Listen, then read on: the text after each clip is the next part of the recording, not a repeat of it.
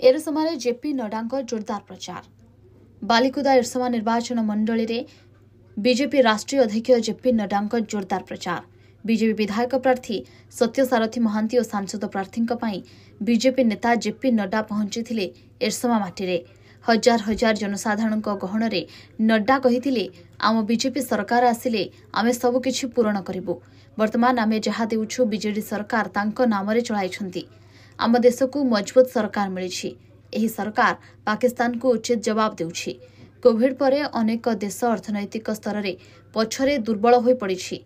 एथर BJP सरकार आसिले भारत विश्वर द्वितीय अर्थनैतिक देश भाव में परिणत हेबो बोली जगतसिंहपुर जिला बालिकुदा एरसमा निर्वाचन मंडलीर एरसमा आंचलिक युव परिषद पड़ियाठारे आयोजित विजय संकल्प समावेश में बीजेपी राष्ट्रीय अध्यक्ष जेपी नड्डा निज वक्तव्य कहते जगतसिंहपुर सांसद विभु प्रसाद तराई और बालिकुदा एरसमा निर्वाचन मंडलीर विधायक प्रार्थी सत्यसारथी महांती को डबल पद्मफूल मोहर दे डबल इंजिन सरकार आसिले आसंता जून 10 तारिख में ओडिशा रे अण ओडिया शासनर अवसान होई बीजेपी सरकार प्रतिष्ठा हेबो बोली नड्डा दृढ़तार सहित कहिसेंती। एवं बालिकुदा एरसमार बीजेपी विधायक प्रार्थी सत्यसारथी महांती एवं सांसद प्रार्थी विभु प्रसाद भोट भिक्षा करिसेंती। जगतसिंहपुर प्रशांत मल्लिकं रिपोर्ट अर्नब न्यूज ओडिया।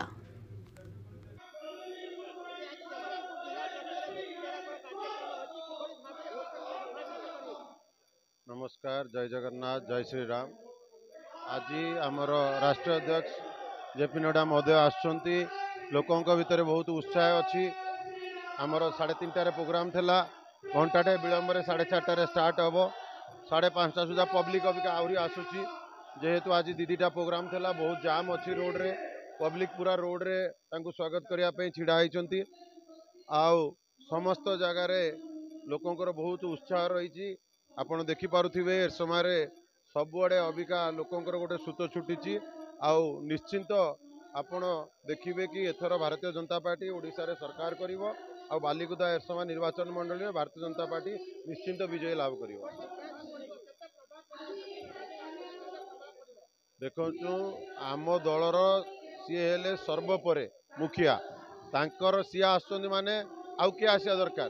तेणुक कार्यकर्ता हिसाब से बहुत उत्साह। आमे भी समस्ते जो माने एमपी कैंडिडेट अच्छा, आम एमएलए कैंडिडेट अच्छु, आमर समस्त भीतर गोटे बड़ खुशी कि आमर निजे मुखिया आम आसुचंदी प्रचार प्रसार करने। आठ बड़ा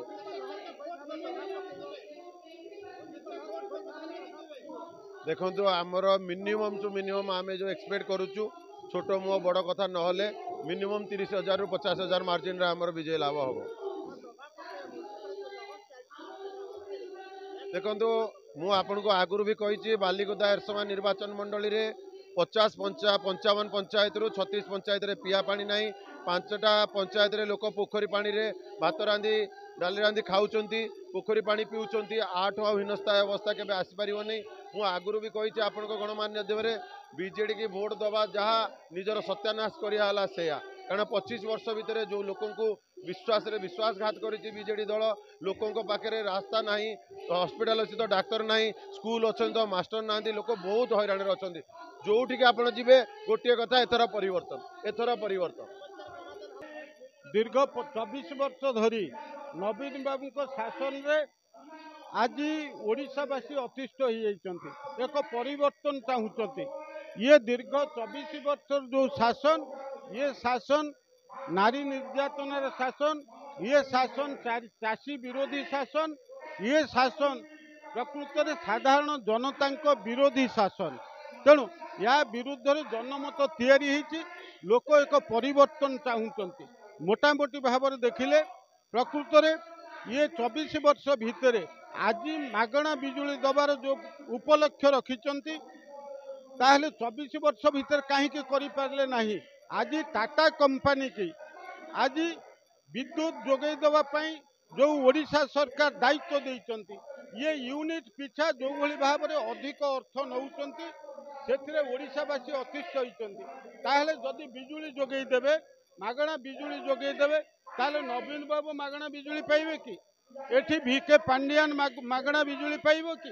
तेणु ये एक प्रहसन एवं निर्वाचन एक प्रहसन करिबा ये बिजु जनता दल दीर्घ 5 थर ये प्रहसन करके निर्वाचन जीति एथर ये प्रहसन रे ओडिशावासी आउ विश्वास करूना मोटामोटी भाव में गोटे कथा आम देखिले दीर्घ 10 वर्षर जो शासन नरेंद्र मोदी को शासन को लोक अनुभव कर आज खाद्य वस्त्र बासगृह पीवा पानी एवं ता सहित जो भली भाव में एठी शिक्षा स्वास्थ्य गमनागमन सुविधा नरेंद्र मोदी समय करा चाषी मानक आज प्रधानमंत्री कृषक निधि योजना रे 6000 टंका दि जाउची तांको कृषिजात सामग्री उपरे सर्वनिम्न सहायक मूल्य बढ़ी महिला मानक स्वावलंबी करने जेतिकी टंका महिलाटी ऋण आणुची स्वयं सहायिका गोष्ठी ऋण आउची से 11 टंका सुधुरु 7 टंका सुझुची केंद्र सरकार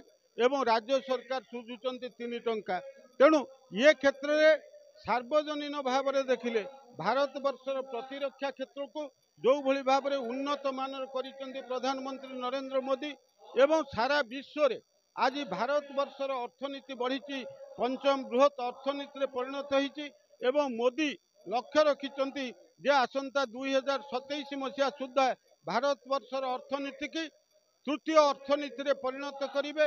ये भारत वर्ष को